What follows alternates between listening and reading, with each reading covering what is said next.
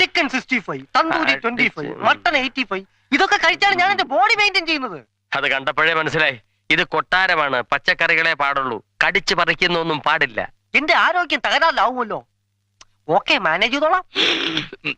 ഞാനിവിടെ നിങ്ങളുടെ കൂടെ കൂടിയിരിക്കുകയാണെന്ന് ആ മഹാദേവ വർമ്മയോ അയാളുടെ വക്കീലോ അറിഞ്ഞാൽ പിന്നെ എന്നെ സ്വാധീനിക്കാൻ ശ്രമിക്കും. ഇവിടെ എന്തൊക്കെ നടക്കുന്നു എന്ന് അപ്പൊ ചോർത്തി കൊടുക്കാൻ പറയും. എന്റെ കർത്താവേ, പേടിക്കണ്ട, ഞാനൊരു അക്ഷരം പറയത്തില്ല.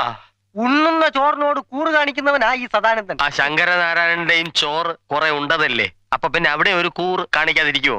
അത് പഴഞ്ചോറായില്ലേ? ആ, പഴയതിനെ പറ്റി പറഞ്ഞപ്പോഴാ ഓർത്തത്. അപ്പുറത്ത് പഴയ കാര്യസ്ഥന് മോളുമാ താമസിക്കുന്നതല്ലേ? അതെ. എന്താ ചുമ്മാ? എന്ത് ചുമ്മാ? വെറും ചുമ്മാ.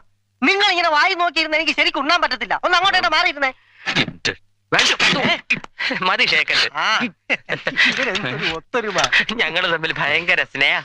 സാറ് തിന്നട്ടെ.